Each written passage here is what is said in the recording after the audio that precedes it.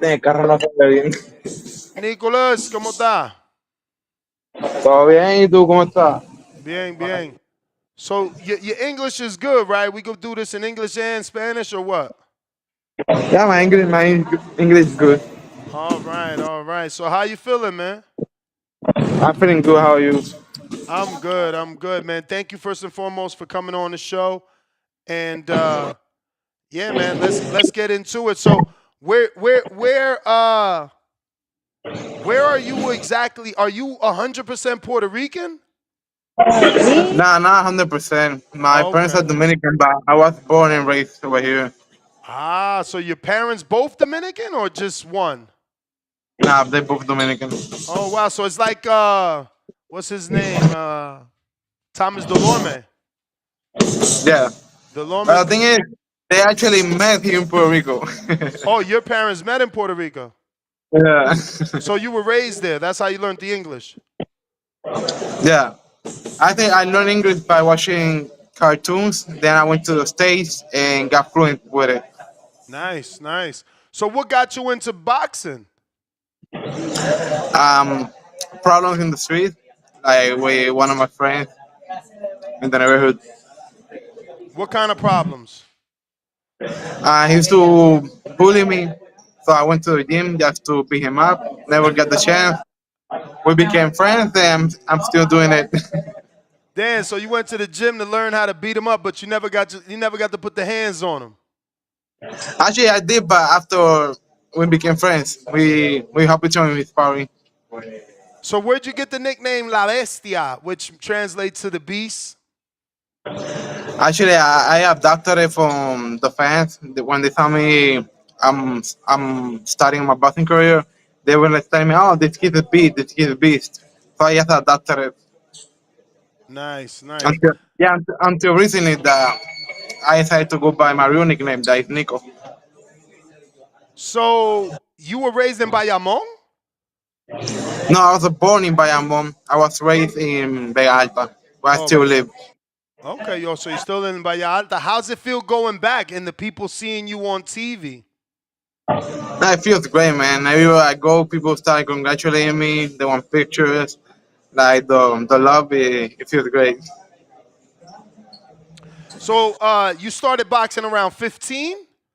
17. I started at 17. 17. Yeah. And how'd your amateur career go? And did you have a lot of fights, or did you right away turn pro? How many amateur fights? At the beginning of my career, I wanted to go pro real quick, but then I got the love for the Olympics. I made the Puerto Rico national team. I went to the Central American Caribbean Games. I won bronze medal. I got injured before the Pan American Games. They put me to the side, so I got mad and went pro. Okay. So obviously you had a really good fight with Jihad Tucker, man. That was kind of like one of those fights that really stuck out to me, man. How, do you remember that fight at all? And was it tougher than what it looked on television? Actually, no, it wasn't tougher. When I saw him fight, I thought it was gonna be tougher, but it turned really, really hard. And when the night came, my game plan with my coach, it came along all good. So you suffered your first loss to Boca Chica, right? Well, not your first loss was to Jonathan Boca Chica. You know, is that a fight that you're looking to maybe get that rematch, or do you feel you've already beaten names better than him, so you've moved on from it? Actually, no, my first loss was against an Uzbek, Archibek Normatov back in 2016. Oh, at BB Then my second, Kings. yeah, then my second loss was to Boca Chica. But no, I don't want that rematch right now. I wanted it, but I kept winning against better names, and he kept losing. So for me right now, it's not a fight I want. If he start winning again, then maybe. 'Cause I'm in the rankings. It's not.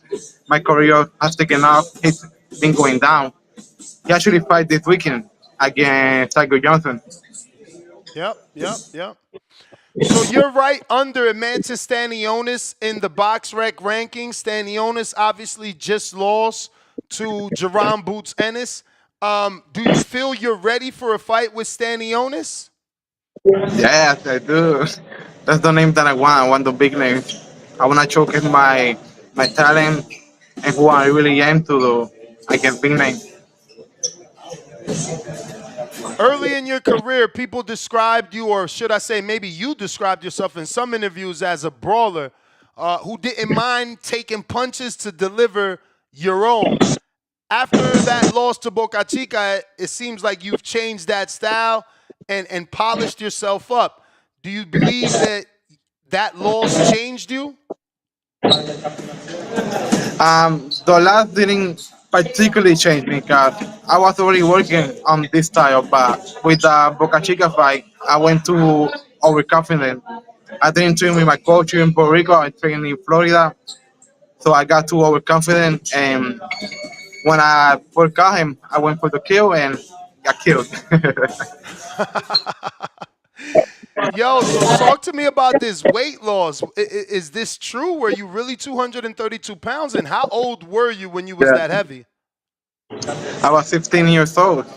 Then Wow. when I started boxing, I actually weighed myself, and I was 230 pounds. And my first ever boxing fight was 200 pounds. Wow. It took So, me a whole year to lose all that weight. The lowest I actually weighed was 137 pounds, but I couldn't keep it down, so I went up, made the national team 152, and stay at that weight. Now I'm 47 up as a pro. man, that is a amazing accomplishment. 200 and something pounds. That's wow. Yeah, that's a fat boy. So that was like David Benavidez, man. He started that heavy, Yeah, I thought that too. but he came down less than you. I mean, you coming all the way to 47 is impressive, man. And it only took you a year. What sort of exercises were you doing? Was it just training all boxing, or were you doing specific cardio heavy exercises to lose the weight? No, yeah, boxing and running. Okay. Uh, And that didn't hurt the and knees because you was 230. It didn't hurt your knees to run at that weight.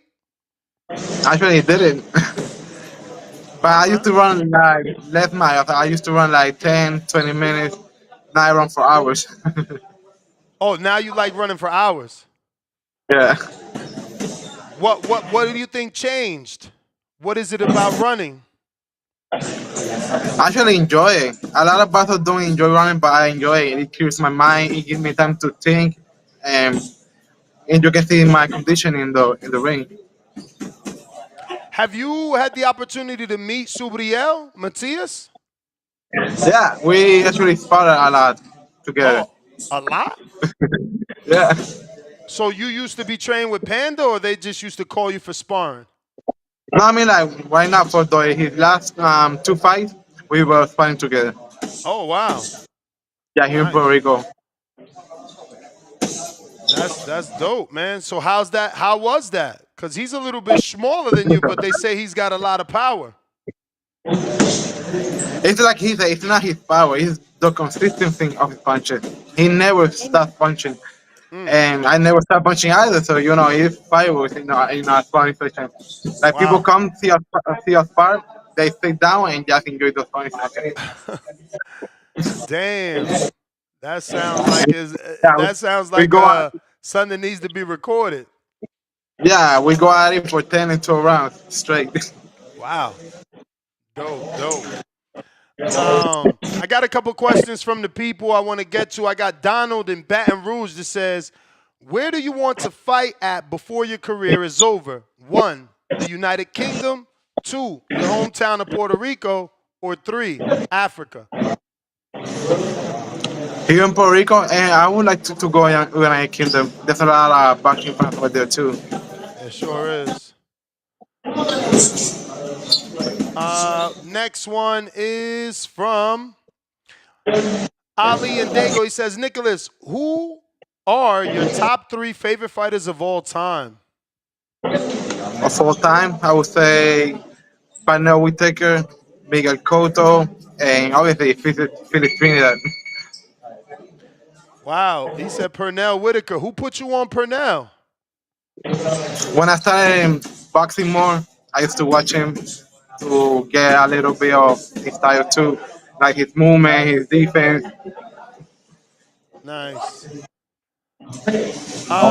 We got Wong out of Houston. Would you travel to the UK to take on someone like Michael Mickinson?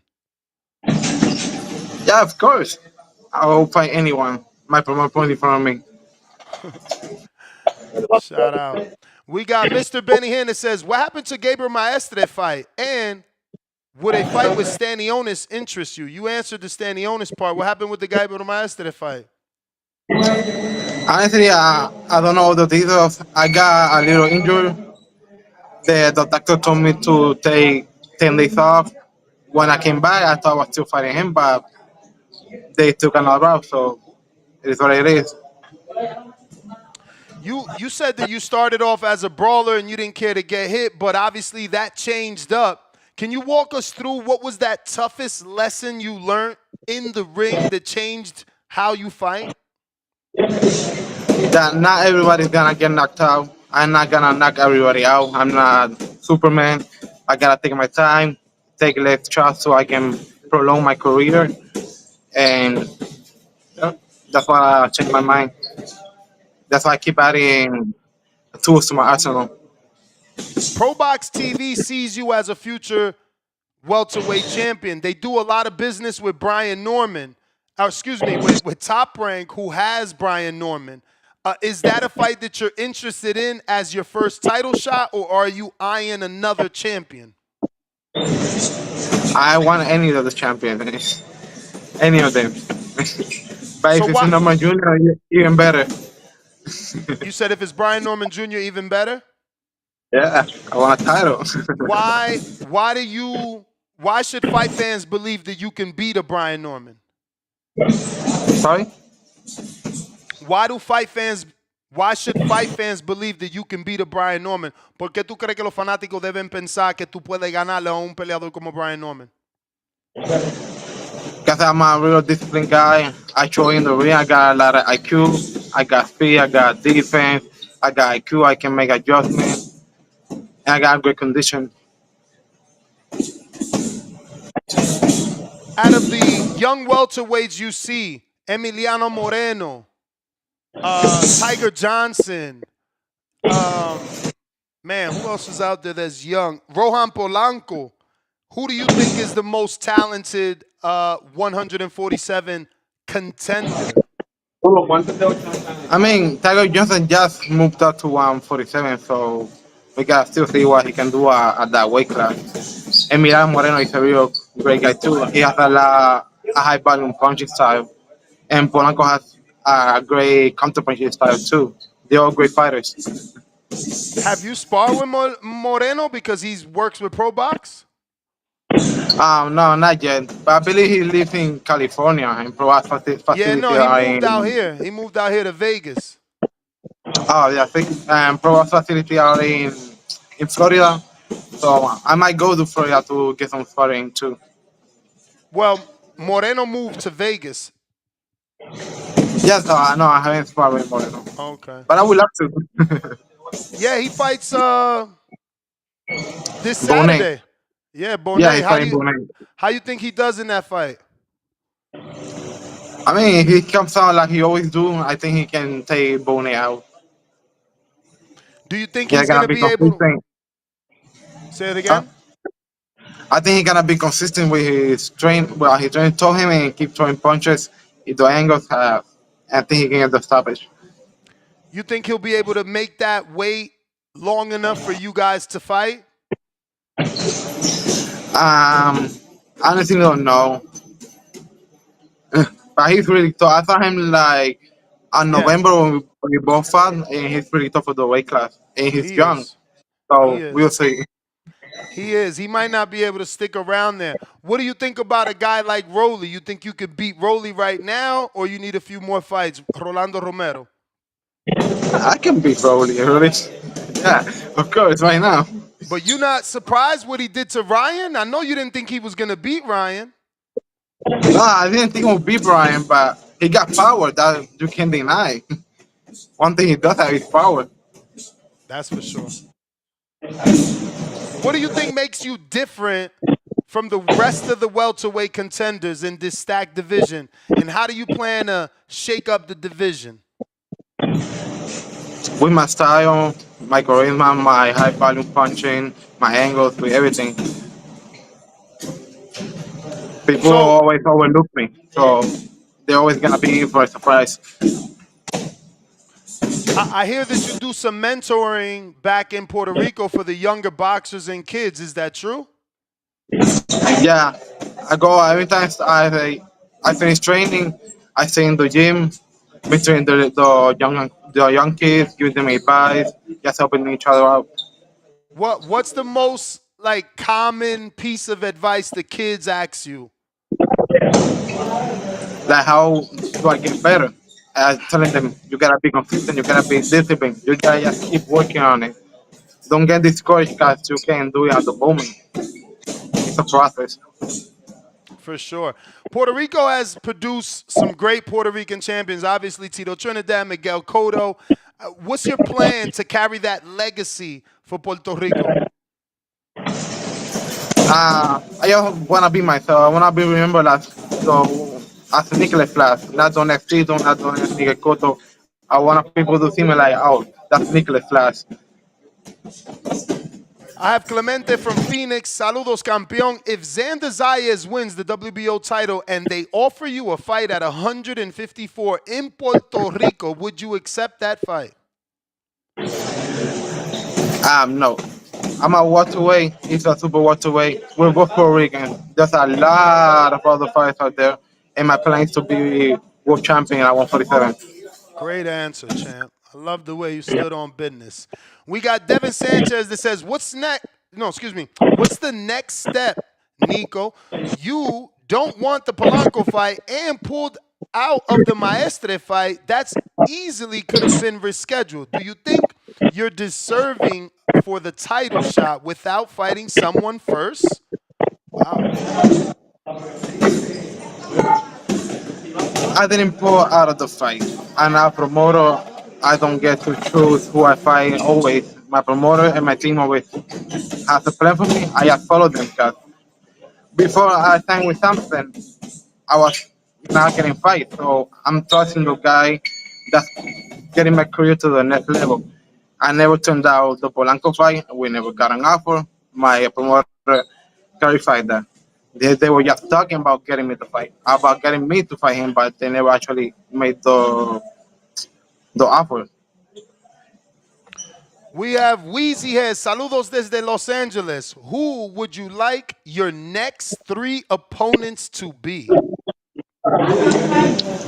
I want anyone on the rankings. Honestly, I want to keep showing the people who I really am and what I can actually do. So people like the one that just commented that doesn't believe me, he soon will be a fan of me. I like your attitude. Rod in LA says Edwin De Los Santos tweeted that Sampson said Top Rank only offered him $200K for a Keyshawn fight, but one of the execs of Top Rank said it was $400,000. Now, with Sampson being your promoter, does that concern you? No, it doesn't. It really doesn't. We got Stock Chasers that says, what's up, Nicholas? Stock Chasers from New York City. Why are you not fighting? You already answered that, Rohan Polanco. We got B3 Boxing Picks out of VA. Thank you for your time and coming on the Boxing Voice. My question is, what are some of the sacrifices you make to be a great fighter and future world champion? I think after the Yahai Taco fight, I thought that the fight was starting to get a lot tougher, so I stopped working. I quit my job, used all my earnings, and just waiting for the big opportunity to come. Wow. And How's thank that God, been? it went really tough. I was actually just trying to look for another job when something came, put me against Santa Maria, and then that's what she wrote. That it paid off. Nice, nice. Malcolm in New York City. Pick 2 classic salsa tracks, and the other must be deleted permanently. Oscar de León, Llorarás. Africano, Ya Boy. Joe Arroyo, Rebellion. Rebellion. That's it, right? Son 3 nada más. Those things. I'm more of Frankie Ruiz. That's what I listen to when salsa. Sí, pero él dice que tú nada más puedes escuchar 2 y tienes que sacar una. Can you repeat the name? Oscar de León, Llorarás. Africano, Your Boy. Y Joe Arroyo, Rebellion. Rebellion. Rebelión and Llorarás. Okay.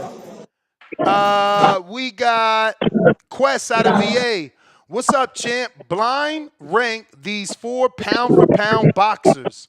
So él te va a dar 4 boxeadores que son supuestamente libra por libra y tú tienes que rankearlo uno a la vez, pero nada más va a escuchar un nombre a la vez. Bivol, del 1 al 5. Dimitri Bivol. 2. Alexander Usyk. 1. Enoya Inoue. 3. And Shakur Stevenson. 5. And Terrence Bud Crawford. 4. Pretty solid. Yeah, it's pretty solid. Let's see. I think I got one more here. We got Cliff in Connecticut. He says, how much weight do you cut in an 8-week camp? If not yourself, what's the average amount, in your opinion, for a professional boxer? For me, I usually cut in 8 weeks 20 pounds, and that's the most I actually cut in 8 weeks for myself. All right. So you don't have Like any 5 week I cut like 8 to 9 pounds. right now. You don't have any scheduled fights, right? Nothing on the docket yet. Like they just told me for August. I'm waiting for confirmation this week. All right, all right. Well, champ, those are all the questions, man. I want to thank you for jumping on. We got it done quick and fast. I appreciate you for your time. The minute you get that date, hit me up so we can get you back on and let the audience know who you're fighting. Sure thing. Thank you for having me, man. All right, brother. Colo suave, Nicklaus. All right, peace. Take care. All right.